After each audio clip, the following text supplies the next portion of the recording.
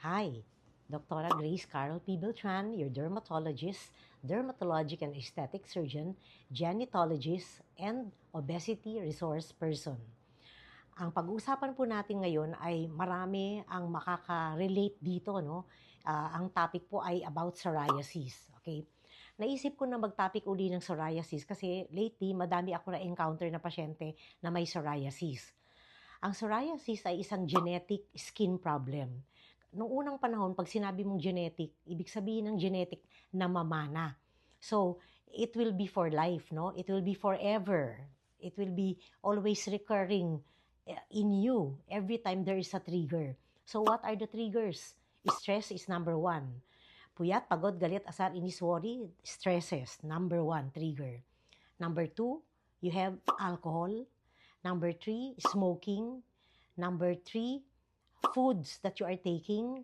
Number five, medicines that you are given. Okay? Number six, inflammatory things that you do, yung lifestyle mo. Like for example, you add a lot of cosmetic or you add a lot of not so very nice lotions. Okay? Dry skin is also a trigger. And then obesity is also the number one trigger. Kapag may psoriasis ka, bawal kang tumaba. Okay? Ngayon, ang kagandahan ngayon sa psoriasis, ito naman yung good news. Well, yung bad news, yung nga, ang psoriasis kasi it could be related to a heart problem, to a hypercholesterolemia, to hypertension, diabetes. So, if you have psoriasis, kailangan talagang i-control mo yung lifestyle mo na huwag magkaroon ng heart disease, diabetes, hypertension, obesity, at saka yung iba pang binanggit ko na metabolic syndrome, no? Yun. So, yun, change of lifestyle talaga. And then, the good news is, we now have a lot of very, very good medication that we could use to control psoriasis vulgaris. And what are these? Okay, the number one treatment now for psoriasis is what we call biologicals. Ang biologicals, ito yung nagko-control ng mga inflammatory mediators natin, yung mga T cells, no? Kasi pag may psoriasis ka, there is an inflammation caused by the proliferation of certain T cells, no? Maraming klase yung T cells na yan, so iba-iba. Ngayon, yung biological, iba-iba din yung tina-target nilang T cells, no? Merong T17, T25 yata yun, gano'n, no? Maraming klaseng T cells na tina-target. So, ang available na po natin ngayon ay biological. Okay.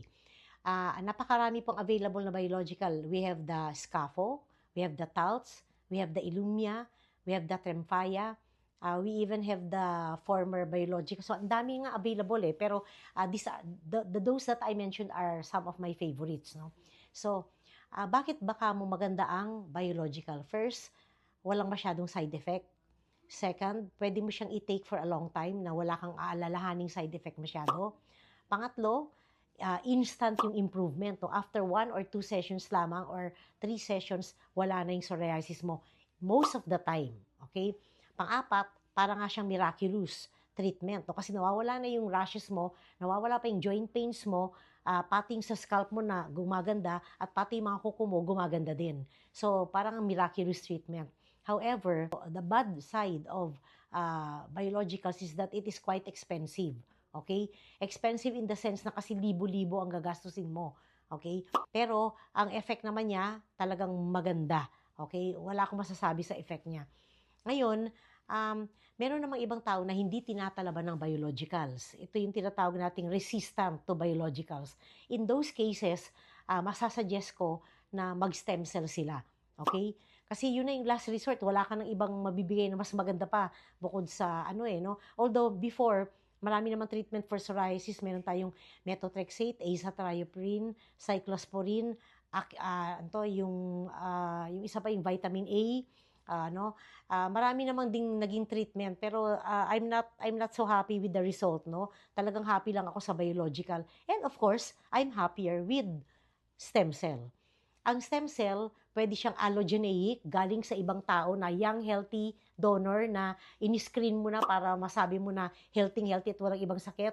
Or pwede din siyang galing sa pasyente mismo. Siyempre, mas gusto ko yung galing sa ibang tao dahil bakit ka kukuha ng stem cell dun sa may sakit na tao din. So, dapat sa young healthy individual ka kukuha. Ito yung tinatawag na allogeneic, yung sa the same person na may sakit na psoriasis, ang tawag doon autologous. I don't like that too much, okay? I prefer allogeneic and it's better actually in most studies, no?